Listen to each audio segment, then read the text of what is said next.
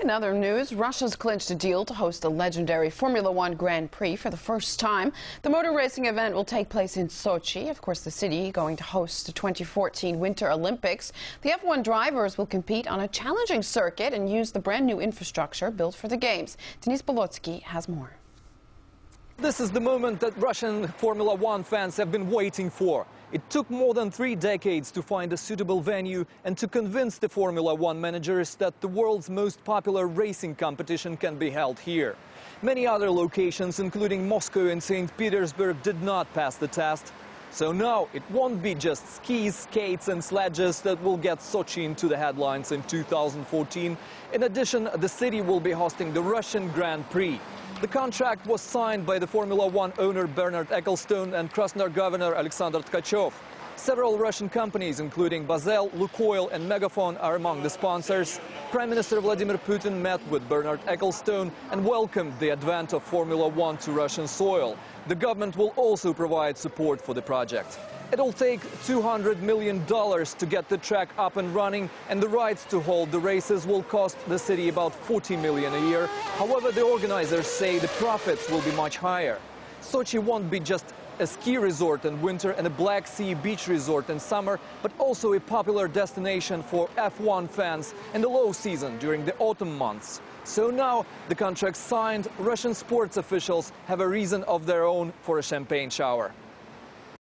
Well, Eddie Irvine, a former F1 driver, told RT that Formula One and Russia need each other.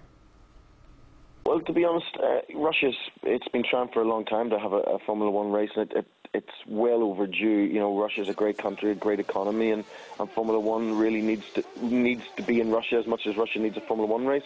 Why it's happened in Sochi, I really don't know. That's obviously, you know, money normally is the key factor in why things happen and why they don't happen. So I'm sure it is in this case.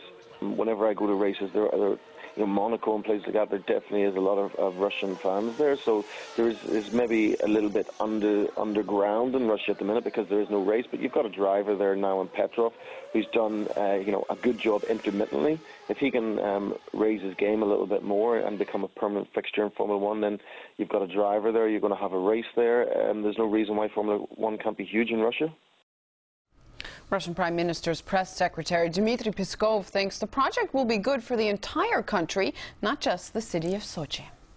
We do appreciate the interest of the relevant companies to sponsor the project. We do appreciate the proactive approach of regional authorities of Krasnodar region. I have no doubt that the project will be not important only for this region, but for the whole country in terms of image. Lots and lots of people will be coming here to Sochi. They will be seeing how beautiful this city is. They will be seeing how hospitable people of Sochi are. Certainly it will only bring benefits, and not only in terms of image, but people will be spending money here. Well, small and mid-sized business will be paying more taxes, so it will bring economic life. So I think it's really very interesting and useful project.